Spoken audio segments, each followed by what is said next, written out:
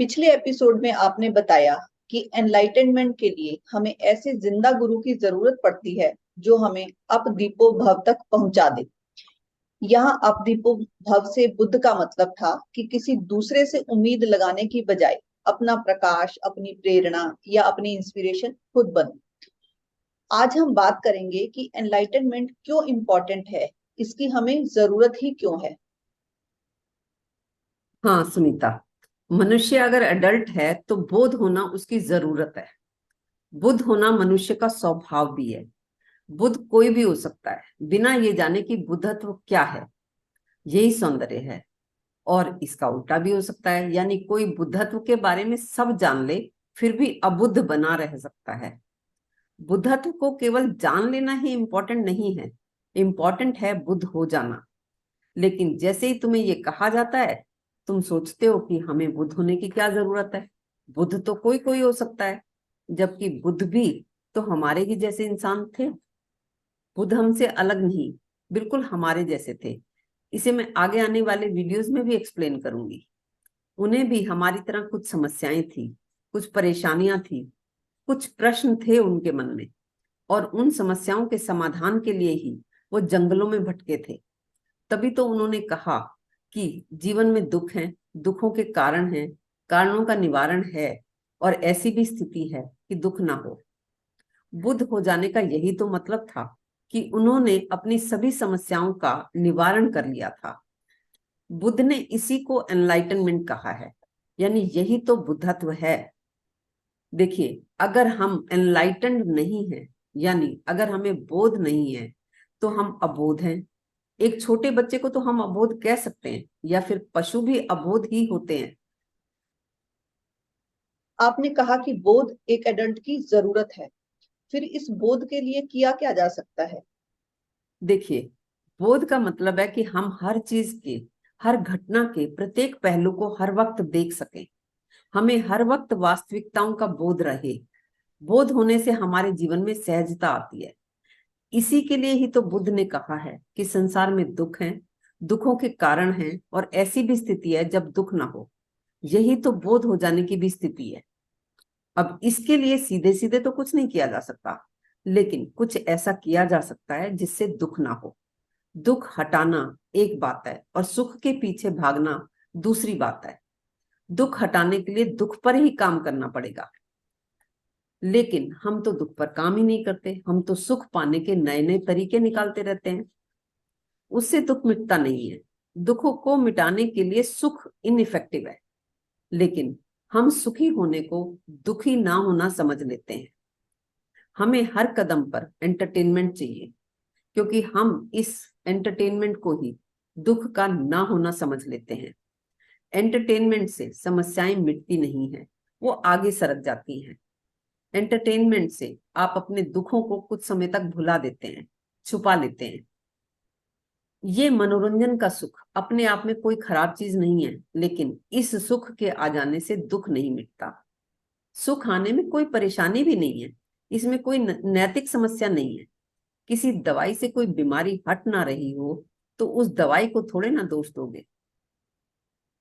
इसका मतलब पैसे से सुविधाओं का जो सुख हमें मिलता है, उससे हमारा दुख नहीं मिटता, या कहें कि पैसे का मन की शांति से कोई संबंध नहीं है। बिल्कुल, इस बात में कोई डाउट नहीं है कि पैसा सुख लाता है, उससे सुविधाएं मिलती हैं, लेकिन पैसे से दुख मिट नहीं जाता। पैसे की अपनी उपयोगिता है। पैसे से कष्ट मिट जाते हैं, दुख नहीं मिटते। पैसा जरूरी है सुविधाजनक जीवन जीने के लिए, लेकिन पैसा काफी नहीं है सुख शांति से रहने के लिए।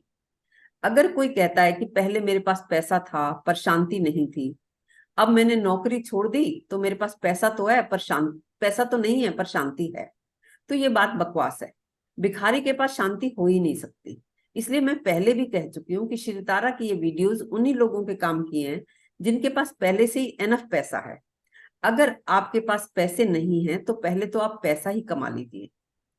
ऐसे ही एक बार एक 26 साल के वेल ऑफ लड़के ने मुझसे कहा कि पैसे वैसे की तो मेरे पास कमी नहीं है, मुझे पैसे की कोई समस्या ही नहीं है, लेकिन मुझे ये लगता है कि मैं खुश नहीं हूँ। ये जो सब्जी की रेडी वाला है ना, ये मेरे से ज्यादा खुश और सुखी है। तो मैंने कहा इसमें तो फिर बाधा ही कोई नहीं है। तुम्हें दिखता है कि वो परम आनंद में है, तो सब्जी वाले के लिए तो ये मुश्किल है कि वो तुम्हारे जैसा बड़ा मकान या जमीन जायदाद इकट्ठी करे।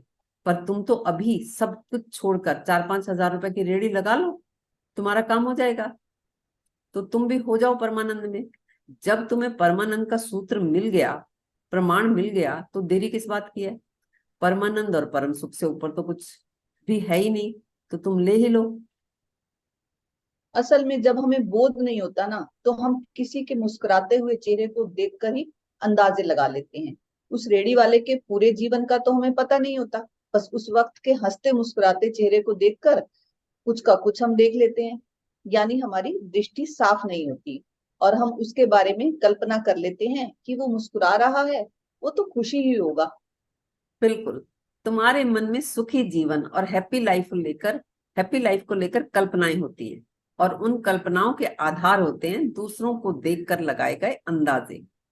अगर तुम इन कल्पनाओं को कल्पना की तरह देख लो, तो मन का इन कल्पनाओं से छुटकारा हो जाता है। फिर मन की जो स्थिति होती है उसे ही मन की सहजता कहा जा सकता है, मन का स्वस्थ होना कहा जा सकता है, मन की स्पष्टता कहा जा सकता है, और इसी को मन का मोक्ष भी कहते हैं। और यही मन का सहज स्वाद में जीना होता है, कि मन किसी दुख के विचार में फंसा नहीं है, किसी रेड़ी वाली की तरह जीने की काल्पनिक आशा में तड़प नहीं रहा, भाग नहीं रहा। फिर मन ठहर गया जाता है, इन चीजों को सीधा सीधा देख लेता है कि मन की, तन की क्या वास्तविक जरूरतें हैं और क्या कल्पनाएं हैं। तो मन एक सहजता की स्थिति में, आराम की स्थिति में आ जाता है। वो सहजता, वो आराम सभी के मन की जरूरत है। फिर वो फड़फड़ाता मन किसी कमी के भाव में नहीं जाता। यही है बोध, या कहें बस यही तो है बुद्ध हो जाना। आपका मतलब है कि दुख का मूल कारण या इंसान की मूल समस्या ये नहीं है कि हमारे पास पैसे कम हैं या हमें सुख नहीं मिल रहा। मूल समस्या ये है कि दुख मिटता ही नहीं है। हाँ बिल्कुल। सुख एक नशे जैसा है जो आपको थोड़ी देर के लिए अनभिज्ञ कर देता है दुख से। सुख में दुख का पता चलना बंद हो जाता है, बस। ये भी नहीं है कि पूरी तरह से बंद हो जाता हो। सुख अपने अचेतन में जानता है कि दुख आसपास है, पीछे खड़ा है, बल्कि साथ ही खड़ा रहता है। इसलिए सुख हमेशा डरा हुआ रहता है कि कहीं मेरी खुशियां छिन ना जाएं। खुशी हमेशा आशंका के साथ आती है कि कहीं कुछ बुरा ना हो जाए।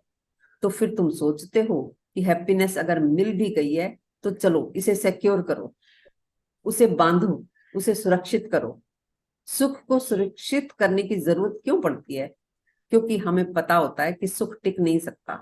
दुख को हटाना जरूरी है, लेकिन सुख दुख को हटाने का उपाय नहीं है। देखिए, हर वक्त कोई भी परेशान नहीं रहता, हर वक्त परेशान रहा ही नहीं जा सकता। तुम तय कर लो कि मुझे तो हर वक्त परेशान ही रहना है, तो भी तुम परेशान रह नहीं सकते। ये भी एक पहलू है। और दूसरा पहलू ये भी है कि परेशानी जाती नहीं, प्रश्न मिटते नहीं, उलझन जाती नहीं। हम अपने आप को व्यस्त कर लेते हैं, और व्यस्तता शराब है। इसमें ऐसा नशा होता है कि हमें दुख का पता ही नहीं चलता, लेकिन जैसे ही व्यस्तता खत्म, परेशानी वापस आ जाती है। बस इतनी सी बात है। तो फिर आपके अनुसार क्या किया जा सकता है इस दुख को मिटाने के लिए? देखो, दुख मिटाने के लिए तो दुखों के कारणों को ही जानना होगा, और दुख के कारणों को जानने के लिए काम किया जा सकता है। इसके लिए सबसे पहले तो स्वीकारना होगा दुख को, और फिर उसके बाद किसी से पूछना होगा, और फिर काम करना होगा दुख के वास्तविक कारणों को जानने का। स्वीकार करते ही मन का आराम शुरू हो जाता है, क्योंकि ये तुम्हारे मन की सहज स्थिति में होना है। और यदि तुम वो पाना चाहते हो जो इस धरती पर अधिकतम पाया जा सकता है, तो इस पृथ्वी पर तुम्हें कोई रोक नहीं सकता। इस धरती पर अगर अधिकतम कुछ किया जा सकता है, तो यही किया जा सकता है। आज आपने जाना कि जब तुम अपनी समस्याओं को स्वीकार करते हो और अपनी समस्याओं पर काम करते हो, इसी से मन का आराम पाया जा सकता है। और यही अवेयरनेस है, या कह सकते हैं कि यही सुख शांति और आनंद को पाना है। आज हमने सरल शब्दों में बुद्धत्व को जाना। आप में से कुछ लोगों को ये बात भारी लग सकती है, आपको लग सकता है कि कहाँ बुद्ध और कहाँ हम। इन बुद्ध पुरुषों की तो एक स्पेशल कैटेगरी थी, लेकिन ऐसा है नहीं। इस पर हम अगले वीडियो में बात करेंगे।